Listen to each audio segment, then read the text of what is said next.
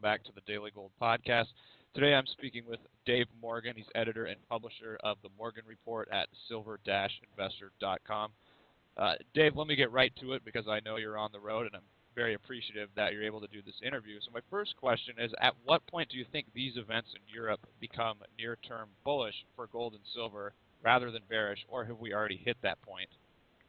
I think we've already hit that point. I know that gold and silver aren't responding up and away, which you might expect them to. Having expectations of these markets is difficult, especially after these big run-ups that we had in gold, and particularly in silver a little over a year ago. I mean, silver moved from roughly 26 to 48 in a few months' time and went parabolic for a short time. And now we've been in this consolidation for 14 months or so. The fundamentals have never been stronger. What's going on in Europe would obviously state that you would think silver, particularly gold in that case, would be moving higher. It's not. Fundamentally, the case is strong. Secondly, gold is off of its support area, which is roughly the $1,550 range. It's not a lot above that, but it keeps testing that and bouncing off of it. So I think the low is in, and you also have to think like a banker would think if they wanted to go long gold or reposition themselves. If these markets are quiet and they're buying in slowly to not move the market up very much, that might have some influence. In other words, the market is what it is, and even though the fundamentals are better than ever, there's not a lot of interest. And a lot of people, as you know, find that the U.S. dollar to be a safe haven. I find that to be very temporary, very short-sighted thinking. Nonetheless, it exists. So as this situation in Europe worsens, and I think it will, you'll see more of that safe dollar status move into the metal. So I really think that the bottom is in for gold and silver probably by the end of this month, and we're going to see higher prices shortly thereafter. Dave, I want to just follow up on the fact that you're saying that this is the bottom. Because I know you've watched these markets for decades, really, and you have much more experience in that regard than many of today's analysts.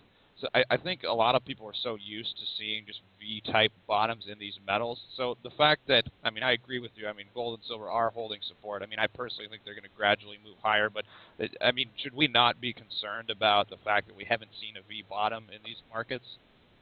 Always. To be very factual, I've been extremely accurate on the tops. I got the $840 top, the $21 top, and the $48 top, and I got all of them almost perfectly. Bottoms, I have not been as good at. The bottom in 2008, I called the top at 21. I called the bottom at 1250. It eventually got below 9 temporarily. The spot market, the retail market actually stayed around the 1350 level. So, I don't want to, parse words or be untruthful. The bottom that I called held for about 3 weeks, and then it collapsed, and there was a lower low. That could happen again here. What I am almost certain about is that the mining shares have bottomed. Whether the metals have bottomed here or not remains to be determined. I don't have enough data in front of me, and they can only know a bottom or a top after the fact, not before the fact. But I know we're low enough in here that you could certainly start accumulating. And again, that's sort of what I was referencing in your first question, is that I think that the smart money might not be going fully in here in the European markets for gold and silver, but they are definitely positioning themselves in those markets. I do think that the silver market's probably going to bottom by the end of June. That's historically a seasonality for silver to bottom. It also goes along with the sentiment that's out there, so I'm pretty confident that they're in. And if I misstated something earlier, I just have to restate it.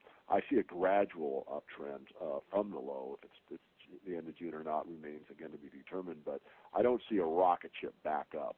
I think it's going to take some time to build a base, and it will come back up. I'm looking really optimistically for like $40 silver by the end of the year, and probably $1,900 gold, maybe a bit higher. So I think gold will reestablish near its nominal high, which is around the $1,900 level from, say, September through the end of December this year.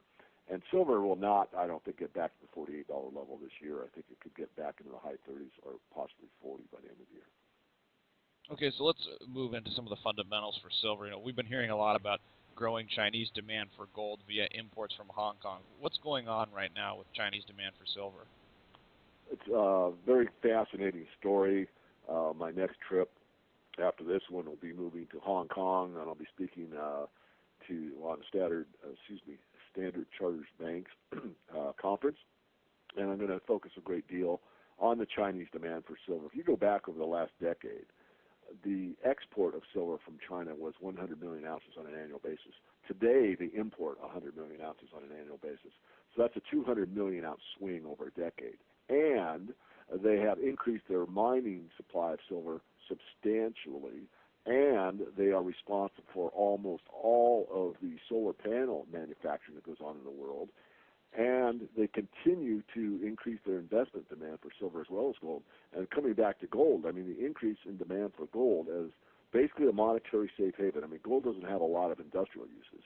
Was 600% in the first quarter, and I like to point out that that is what's reported. In other words, I and several other analysts pointed out some time ago, going back just a couple of years, that the amount of gold that China is purportedly moving into the country probably is understated by a great deal. And later on, sometime after that, it was noted that China had actually imported a substantial larger amount than they were putting in for the public view. And I think that's the case again here. I also think that they're very quiet about the silver usage. When I was in China on one of my major trips to Beijing, I met with some of the bankers and also met with some of the mining bureau. And they're very interested in the silver market, but they're very quiet. They don't make a big fuss about it, but they are interested in it. They know its industrial applications. They didn't get into the monetary aspect with me very much, but I pressed them a bit on it. And they obviously knew what I was talking about. The Chinese are the last to go off a silver standard. They're really quite aware that silver at one time was very popular as money in China. Not that that holds any weight currently, but what does hold weight currently is that there are many ways to invest in silver for the general population if they have the extra funds to do so in China. So there's investment demand, there's industrial demand, and it's, I believe, going to continue. Not that China doesn't have a lot of problems along with the rest of the world on this misallocation of capital, doing a Keynesian approach to economics where the government's in charge and they stimulate the economy by keeping interest rates low and flooding the country with money. They've got the same Keynesian disease that the rest of the Anglo-American empire has, but nonetheless, fundamentally, that doesn't change the picture for silver other than on maybe a very short-term basis. Now, in terms of industrial demand, is there a strong fundamental case for owning silver in the near term, like over the next 9 to 12 months or so? In other words, can industrial demand support silver above $30 an ounce? Great question, and in all honesty, I would say probably not. The reason I say that is, you're asking my strong opinion. I study this market very hard, and industrial demand, as strong as it is, and as much as it has grown over the last decade, probably is going to fall off somewhat for the remainder of this year, probably over the time frame you're talking about, 9 to 12 months. This deflationary scare that we are in right now with all that's going on in the global economic system, and the lessening of solar production. The solar panels that are being produced, we're doubling every year for the last couple of years, but that's starting to fall off substantially in the European zone because Europe's basically out of money as well. So they were mostly government subsidies that were used to get all these solar panels into various government buildings and that type of thing, and that sponsorship's gone away. The money's just not there. So the projection was to be about 140 million ounces of silver used for solar panels on an annual basis starting in about 2014. That's been reduced to about 100 million ounces. So that's a 40% whack. So that's a substantial amount of silver that's coming out of the industrial equation. But really, let's continue on, and maybe that's your next question. But it's really investment demand that's the driver for the price of silver, and obviously, investment demand is also the driver for gold. So we probably should look into that as well. Right. So yeah, concluding. So then, what would you say are the compelling reasons to own silver and silver stocks over the next 9 to 12 months? Is it the fact that we're buying at a major low here? Is it the potential new macroeconomic policy that could come about, or is it something else? I mean, could you decipher that for us? Sure. Well, I'm in agreement with you, and I'll just add on to it. One, technically and historically, we're at a pretty good low here, so it may not be the exact low, so that's one reason. Secondly, if you believe what I believe, and that is that the economic conundrum that we're in is going to be solved in the manner that they always have in the past, which means central banks are continuing to flood the market with cheap printing of money, then silver has been proven to be the best asset class to be in. There's no doubt that if you have an inflationary depression, not a debt liquidating depression where dollars become more valuable than gold instead of gold become more valuable than dollars on a ratio basis, if that is the case, and I'm correct, then silver actually outperforms gold. And that's history speaking. That's not my opinion. That's a fact. Now, the only problem is there is there a chance of, the dollar being, the best asset to own and not, a 5,000 years of history of owning gold and silver? Possibly. I wouldn't rule it out entirely, but I find it highly unlikely. But it is possible. But in the case that I'm stating, where the governments of the world, or the central banks of the world more accurately, decide to continue to try to push money into the system and debase the currencies, whether it be a euro, whether it be a dollar, whether it be an Australian dollar, Canadian dollar, or what have you, matters little. Silver will actually be the place to be, because as these currencies debase further, the general population will wake up. And I don't mean just the United States. I mean China, South America, India, Australia. I mean the globe. And this is a global problem, and it's a global basis that will move it in the silver market.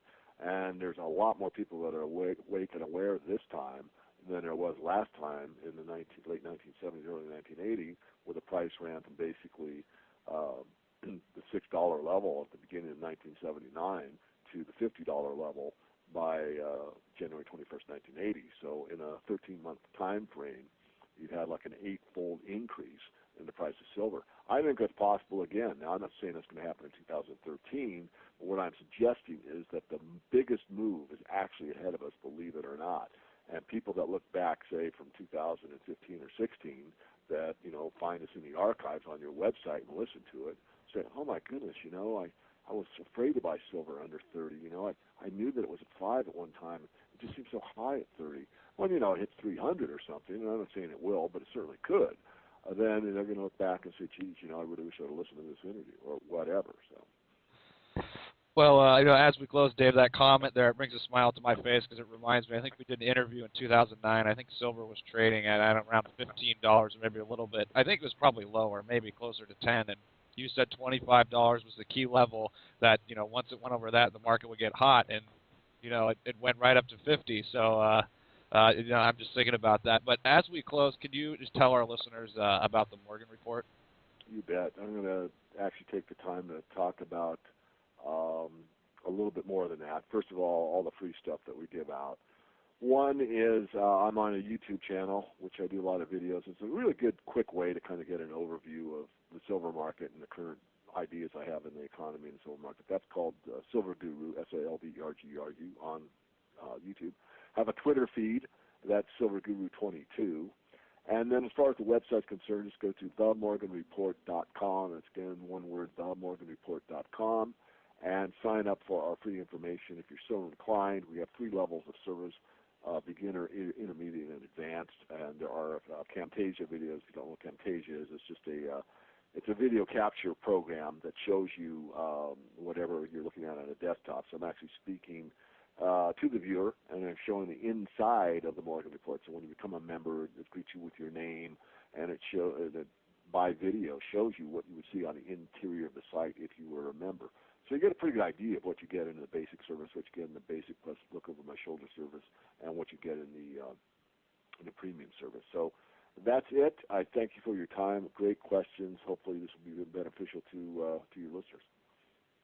Well, Dave, thanks so much. I appreciate your time, because I know you're on the road. And, again, I really appreciate it. Your great insight, as always, and safe travels to you. Thank you so much.